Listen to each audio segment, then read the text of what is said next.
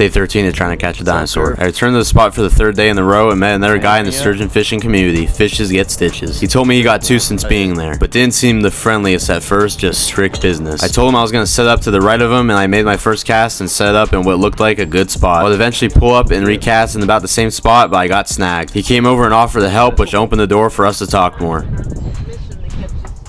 Oh, is that right? And we met Gerp the other night. He's on his way. He asked if I did content, and I told him about my page. He did recognize me and said that Gerp told him about me. Then told me about how he's been doing this for about a year now and that he struggled at first, but eventually he would start giving fishes stitches. I started setting up again, and thanks to my boy Danny, I had an extra rig and spare weight to use. I also got lengths and beats before finally getting back out. Right after I got my rod out, the guy to our left got hit on the side, and he described the bite as if something were spitting it, and I knew that was a sturgeon. He asked me to record, and I was all smiles for him. Eventually the boys got him up, and it turned out to be his first one too. Looking at the sturgeon closer, I noticed that their scoots are actually freaking sharp, which is why many wear gloves holding them. I went to check on my rod, which moved, but it was nothing from a fish. When I got back to the net, I saw the bait he used. It was literally a little freaking worm. I told my mom, and she just laughed. I got back out again and thought I was getting little taps. Honestly, staring at a rod for 45 minutes has got me hallucinating. Got me feeling the line like Jeremy Wade. I sat there in silence again before Mr. Gerp finally made an appearance.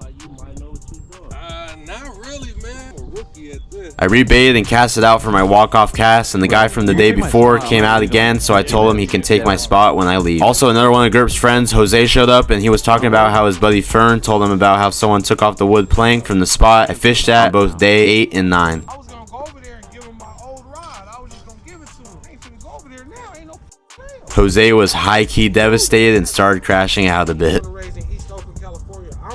I'm the ghetto one. I'm supposed to be doing shit like that. If you ever see me doing some shit like that, throw me in the water. Yeah, Jose was not happy. Gerp started talking about how that wood is a bit pricey and how it takes time to actually get that type of wood off a rail. They tore this pier up. This pier used to be dope back in the day. Back in the 50s? Gerp mentioned there being a wind blocker on the pier back in the day. It must have been nice because the wind freaking blows. It also got pointed out that a plank was missing here, and it turned out to be Gerp's OG setup spot. Lots of jealous people in the community, I guess. Time was running out. What time you got on your timer, Gerp? 10 minutes. Y'all doing 3 hours later up to what? Just let me get in line. I started telling Gerp that I was going to fish with my cousin and do a catch and cook to get a refresh before returning to the main mission. I like how you do It's great to have support from one of the main OGs. I asked him if I could get a balancer from him before I left also. Me and my tipless rod got out of there. It was great to meet some new guys in the community, and honestly, if this mission happened to be shorter, who knows if I would have met this many. Failure is going to happen. You just have to keep a positive outlook. Look in the mirror and say, I'm not giving up. I'm going to finish what I started. Like for day 14 of my journey to catch the legendary white sturgeon.